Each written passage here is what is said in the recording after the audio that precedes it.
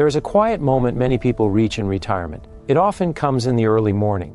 The house is still, the noise of work is gone, the schedule is lighter, and yet somewhere inside there is a small tightening. Not panic, just a gentle holding back. You might notice it when you stand in a store aisle longer than you used to, or when you hesitate before replacing something worn out, or when you catch yourself thinking, not now, maybe later, even though later keeps moving further away.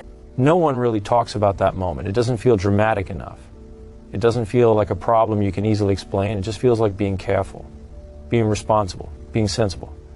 And for most of your life, that made perfect sense. You learned early that saving meant safety, that holding back meant protection, that preparing for tomorrow was how you took care of the people you loved, including yourself.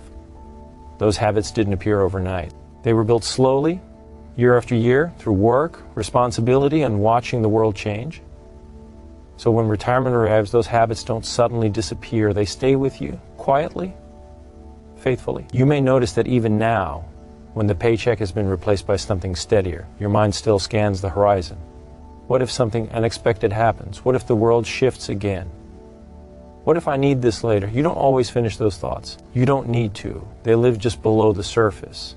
Sometimes you look at people who seem more relaxed. They travel, they upgrade, they say yes more easily. And you wonder gently, not with judgment, how they do it. Are they not worried? Are they not thinking ahead? Do they know something you don't? Or maybe you wonder if they are being careless. And if being careful is simply who you are. There's also something else that often goes unspoken. A deep sense of responsibility that didn't retire when you did. Responsibility for yourself, for your spouse, for children, even grown ones, for not becoming a burden, for not needing help later. That weight can be subtle. It doesn't feel like fear exactly. It feels like vigilance. You might notice it when someone suggests a treat, a trip, a small indulgence. You smile. You nod.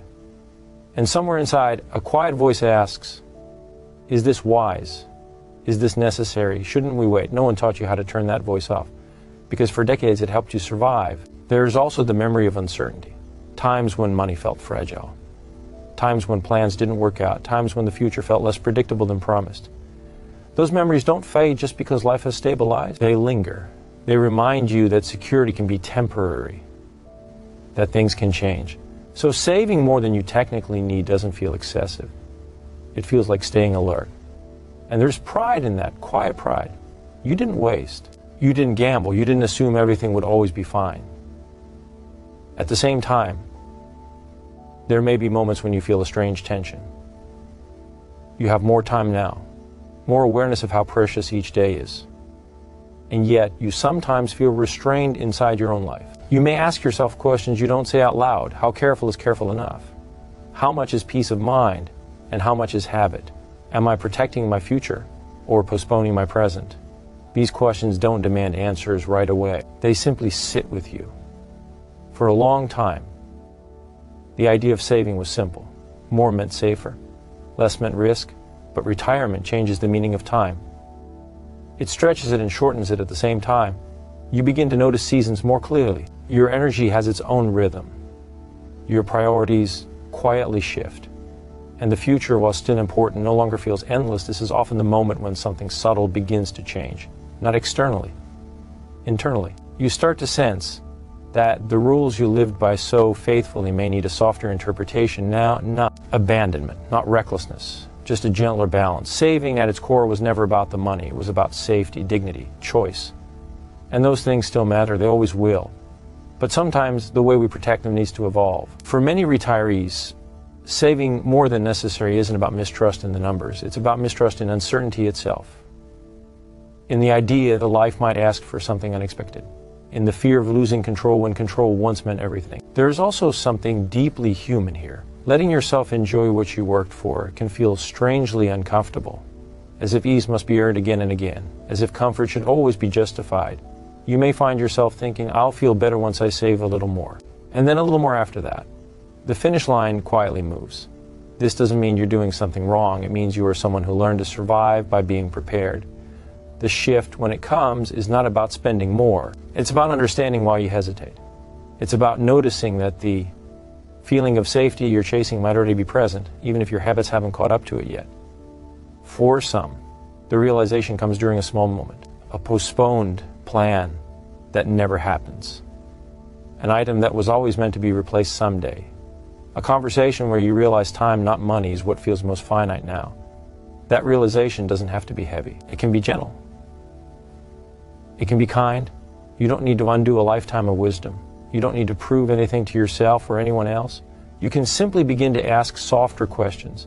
Not what if everything goes wrong, but what if things are actually okay? What if being careful now includes allowing yourself ease? What if dignity includes comfort, not just restraint? For many retirees, peace of mind isn't about having more set aside. It's about trusting the ground beneath them, about recognizing that the skills that carried you here haven't disappeared. They've matured. You are not suddenly fragile because you stopped working. You are not less capable of adjusting if life changes. You have adapted before. You know how to respond. Saving more than you should is often a sign of strength, not weakness. It shows foresight, discipline, care. But strength also includes knowing when to loosen your grip, just enough to breathe more fully. This isn't about giving yourself permission to be careless. It's about giving yourself permission to feel safe without constant guarding. You may notice that when you allow yourself small comforts, nothing bad happens. The world doesn't collapse. Your sense of responsibility doesn't vanish. You simply feel a bit more present in your own life, and presence is something no savings account can replace. It's okay if this adjustment takes time. Habits formed over decades don't dissolve quickly. They soften gradually. Some days you will still choose caution. Other days you may choose enjoyment. Both can coexist. Retirement was never meant to be a test of how little you can live on. It was meant to be a season where life feels a bit less tight around the edges. You don't owe anyone an explanation for what feels right to you. Not your past self, not society, not even the voice inside that learned to worry long ago. That voice can rest now, not disappear, just rest. You have already done so much protecting, so much preparing, so much holding steady. It's okay to let some of that effort turn into ease. And if you ever find yourself pausing again, standing quietly with a choice in front of you, know this. You are not behind. You are not failing. You are simply learning how to live in a chapter where safety and living no longer have to compete.